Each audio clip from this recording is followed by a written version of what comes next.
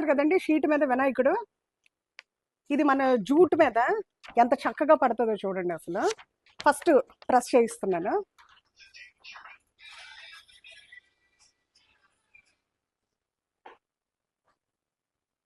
Correct పొజిషన్లో పెట్టుకోవాలండి, ఎందుకంటే క్రాస్ ఉండకూడదు. చాలా చక్కగా పొజిషన్లో పెట్టుకుంటే క్లారిటీగా వస్తుంది ప్రింట్. ఫస్ట్ టైం ప్రెస్ చేస్తున్నాం అన్నమాట. ఇప్పుడు మళ్ళీ ఫస్ట్ టైం కంప్లీట్ అయ్యాక ప్రాసెస్ అంతా సెకండ్ టైం మీరు చూద్దరు.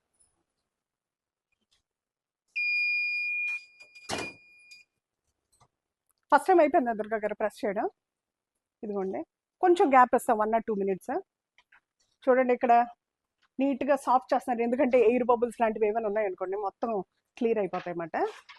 క్లియర్ అయిపోయాక షీట్ తీసేస్తారు ఒక్క 1 or 2 minutes. చూడండి ఈ ప్రాసెస్ ఫస్ట్ టైం మేము చేయడం కాబట్టి కొంచెం టైం టేకిన్. తర్వాత ఇదే కంటిన్యూ అవుతున్నాం అనుకోండి ఈజీగా ఉంటుంది. చూసారండి క్లారిటీగా నీట్గా వచ్చింది వినాయకుడు. చాలా బాగుందండి, మల్టీ కలర్లోనే. అసలు అసలు డైరెక్ట్గా చూస్తుంటే ఇంకా చాలా చాలా బాగా వచ్చింది అనమాట. ఇప్పుడు రెండోసారి ఒకసారి ప్రెస్ చేయండి దుర్గా గారు.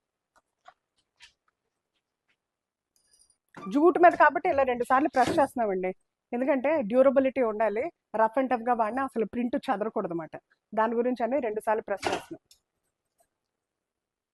ఇదిగోండి సెకండ్ టైం ప్రెస్ చేసా, కలర్ కూడా ఇంకా బ్రైట్గా కనిపిస్తుంది. ఇలా వినాయక చవితికి కానీ కావాలంటే మీకు ఎక్కడైనా ఈ వినాయకుడు బాగున్నాడు అనిపిస్తే అది పీడిఎఫ్ పెట్టారంటే చాలండి, మన బ్యాగుల మీద మనం చక్కగా ప్రింట్ చేసుకోవచ్చు. ఇప్పుడు కస్టమర్స్ అందరూ కూడా అసలు కొత్తగా ఇంట్రడ్యూస్ చేస్తున్నాం కాబట్టి దీని గురించి చాలా డీటెయిల్గా చెప్తున్నా.